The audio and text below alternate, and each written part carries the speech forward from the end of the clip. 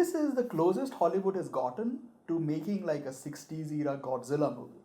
Now, you don't get Godzilla doing his own special brand of martial arts,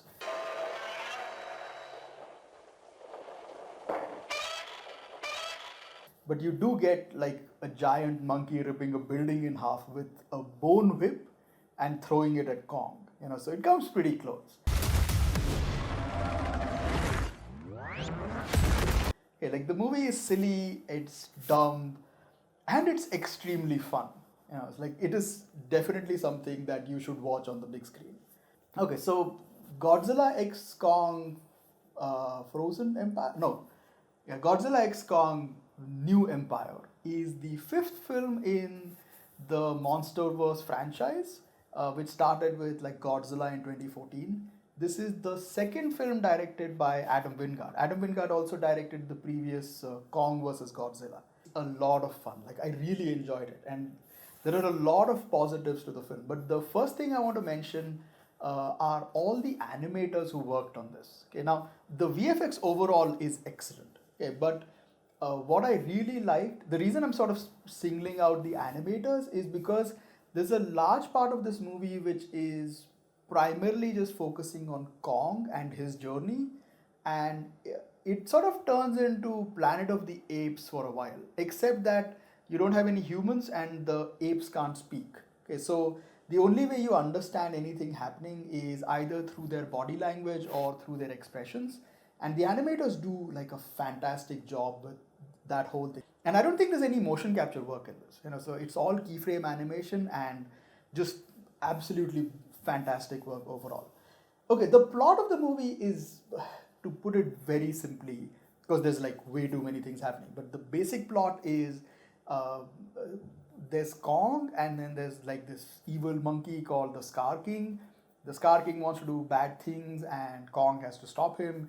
And he gets help from like Mini Kong and some of the humans, and Godzilla is also there. Okay, like this is mostly Kong's movie.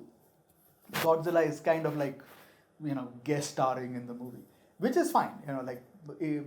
The movie is fun, so it doesn't really matter. Okay, the second thing is the movie is paced really well. Okay, like Adam Wingard finds like the right balance between having like funny moments and dramatic moments and a few emotional moments, and then having a short action scene that sort of fills up the entirety of the movie.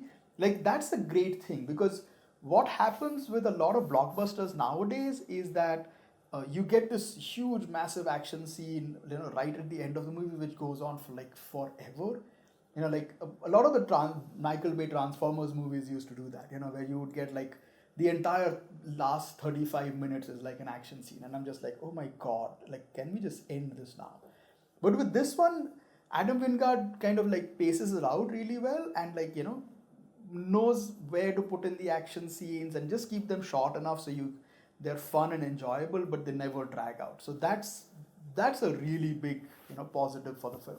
The other thing that the film also manages to do is it gives the humans a decent plot. Like the previous film, the humans were completely useless. Like there was just like no reason for them to be around. With this one, you get like the little girl who had taught Kong sign language in the previous movie.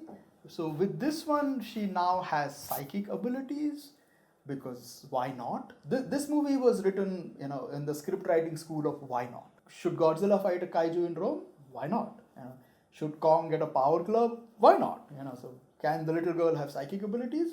Why not? But the point is, like, when you have a movie that has a giant atomic lizard and a giant monkey that has a battle axe and can do sign language, having a girl with psychic abilities is not really very different. It's, you should pretty much expect that. Like if aliens show up in the next movie, you should not be surprised. You should actually be happy that aliens have shown up.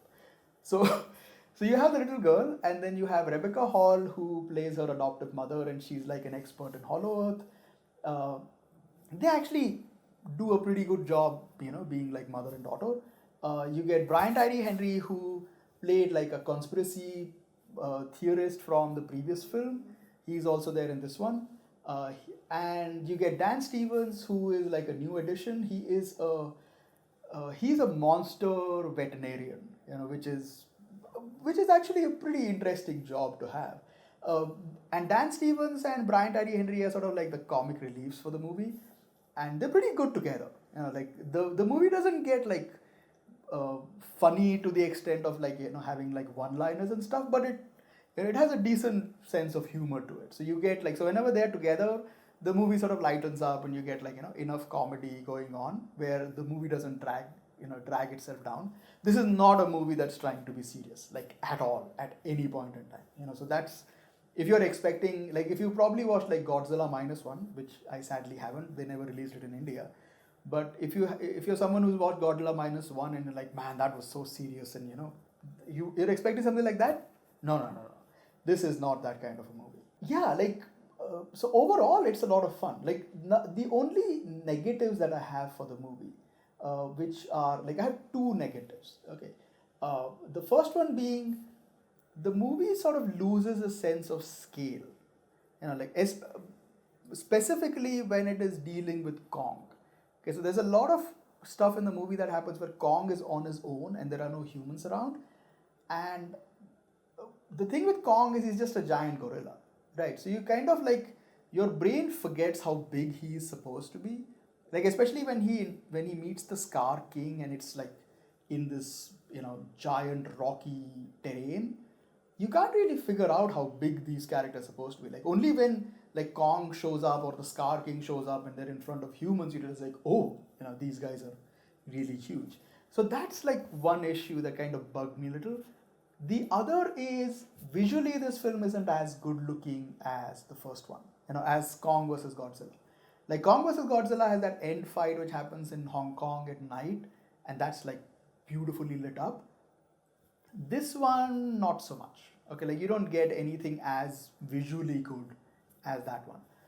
But it's fun, so it doesn't really matter.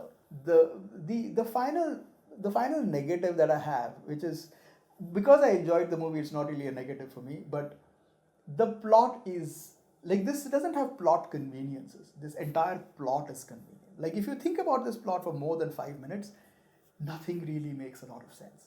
It just like, shit just happens. Okay, like, one of the most convenient things that happens in the movie is when Kong gets injured and he shows up near the humans, and then they're like, oh my god, Kong's injured, and the other guy's like, oh, you remember this one thing which you've never mentioned before, but you remember you invented this one thing to help Kong, and the other one is like, oh yeah, he says, well, we transported it to Hollow Earth, it's right there, it's like, I just have to take my spaceship and go and get it, and they're like, oh, perfect, go get it, and then he goes and he gets in the spaceship, and Kong is cured, and you're like, yeah, awesome, so it's like, just the movie does not care, or like, there's stuff where I wasn't thinking about it when the movie was going on, but then when I came back home and I was trying to write the review and I thought about it, I was like, this doesn't make sense.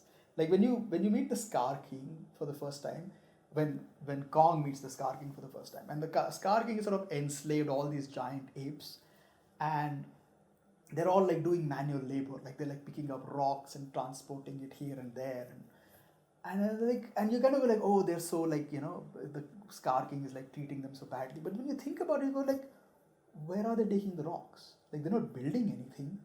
It's not like they're building like a giant fortress or a bridge for the Scar King. Nothing. They're just carrying rocks for like no reason whatsoever. So yeah, so you get stuff like that where you think about it for 2 minutes and you're like, yeah, this is just, it's stupid. But because it's fun, it doesn't really matter. So yeah, so in closing, I'll say this, like, if you're someone who likes Godzilla movies in their entirety, like, you like the really serious stuff, but you also like the really silly stuff, this works perfectly. If you're someone who likes only like the really serious stuff and wants Godzilla movies to be like really grounded, yeah, this is not for you. But yeah, if you just want to watch like a fun monster movie, this is perfect, and go watch it on the big screen, because it is definitely worth watching on the big screen. Yeah, so watch Godzilla x Kong. It's a lot of fun.